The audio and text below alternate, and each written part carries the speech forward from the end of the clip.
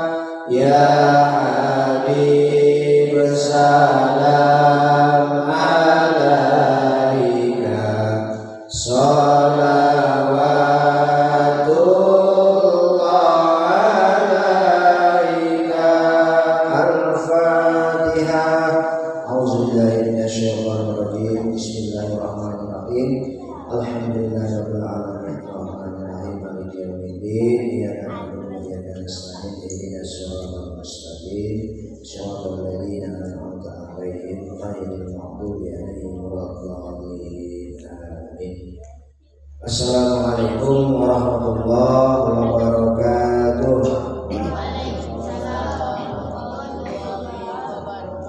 Alhamdulillahirabbil alamin.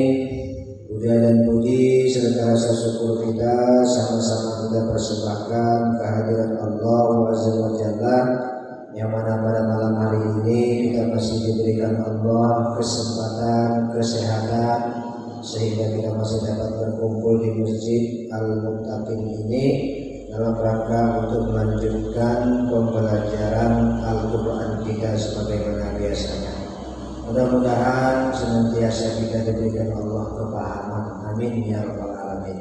Salawat dan salam tidak lupa pula kita sampaikan kepada junjungan kita baginda Rasulullah Muhammad sallallahu alaihi wasallam, para keluarga dan sahabat-sahabatnya sekalian, dengan ucapan Allahumma sholli ala sayyidina Muhammad wa ala ali sayyidina Muhammad.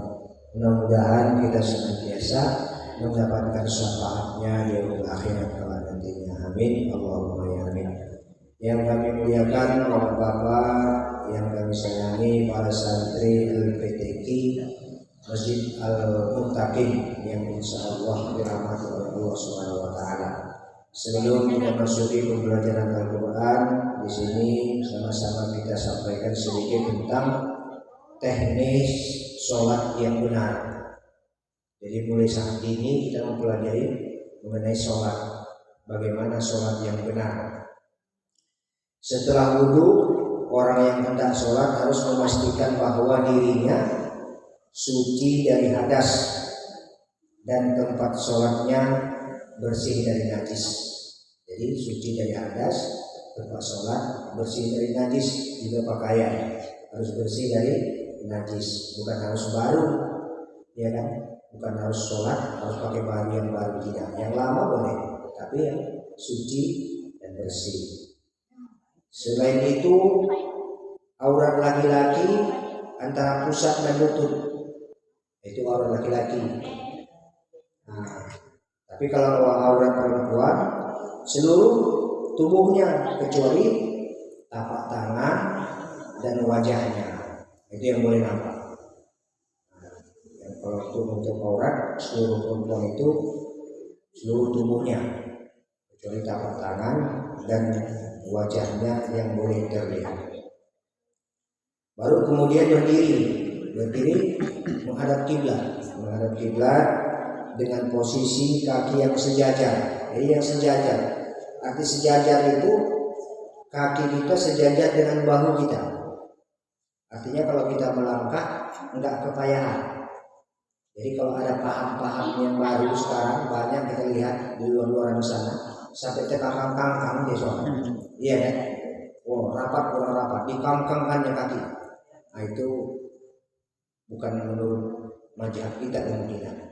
Nah untuk itu kita harus sejajar dengan kaki dengan bahu kita.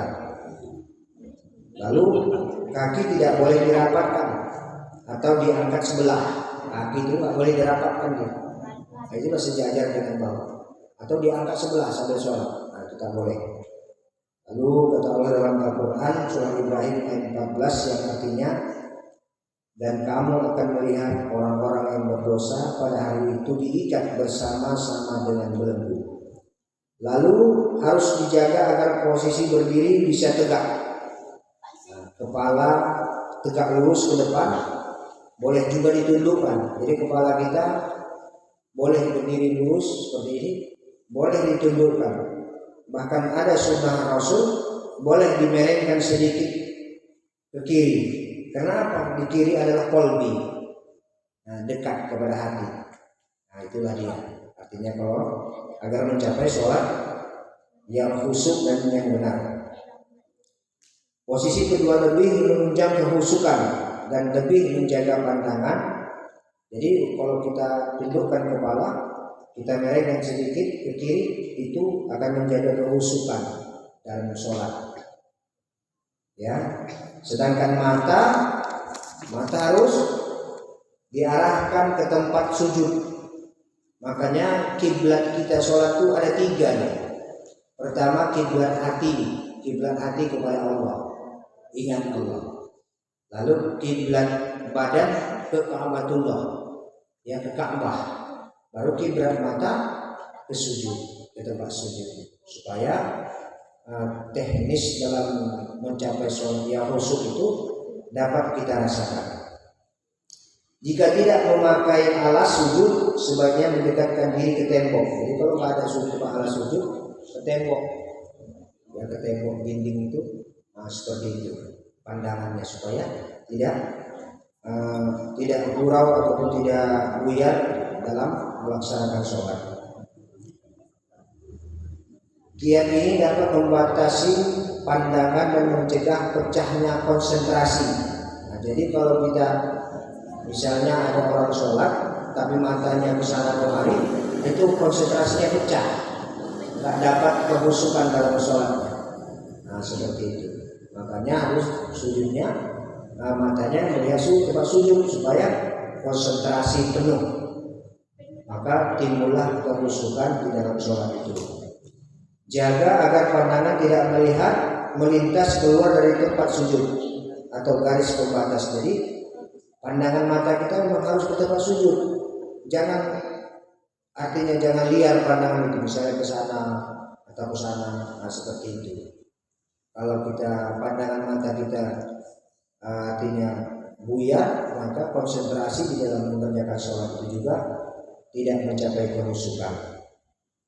Setelah berdiri tegak dengan kepala tertunduk, baru membaca surah An-Nas.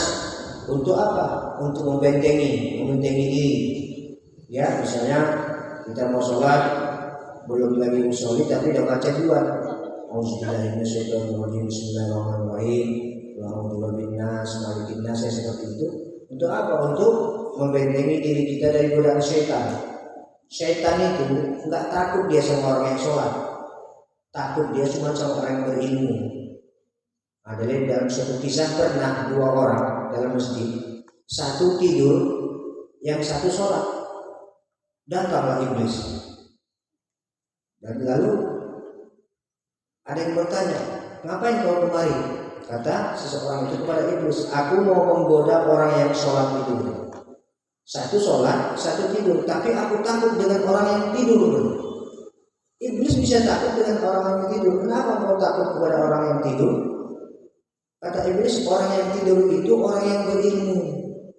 Sementara orang yang sholat itu orang yang tidak punya ilmu. Maka lebih takut iblis dengan orang yang berilmu dia tidur daripada orang yang sholat tak berilmu. Nah, itulah salah satu contoh.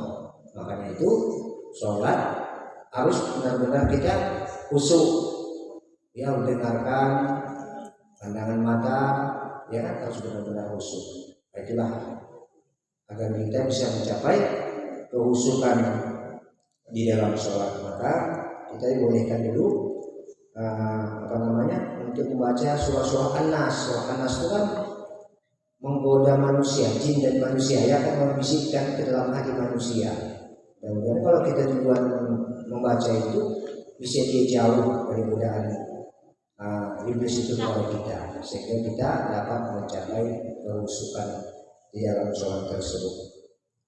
Nah, untuk itu tentang masalah teknik sholat, ya mungkin kita sampaikan di sini dulu. Mari kita lanjut untuk pembelajaran tilawah Al-Quran kita.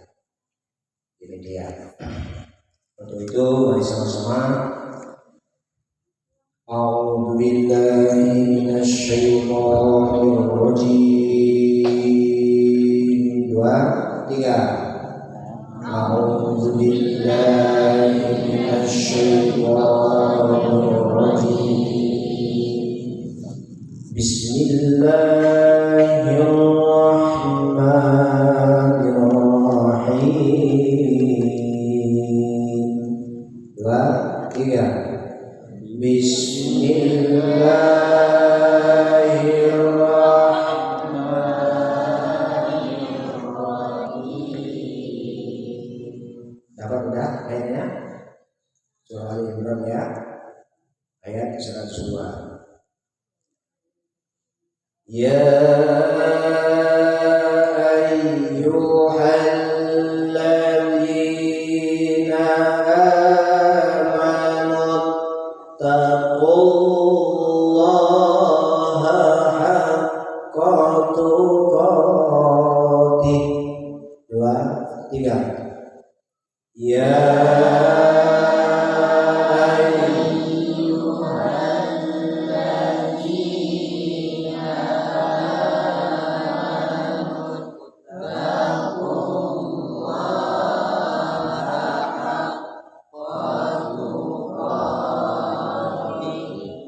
sekali lagi. Ya ayyuhalladzina amanu taqullaha haqqa tuqatih. 2, 3.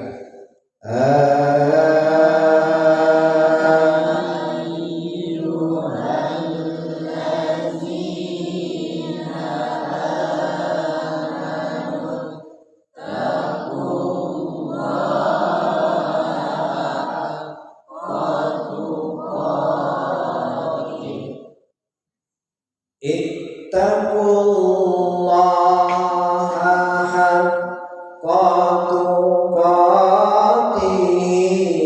wa la tamutunna illa wa antum muslimun.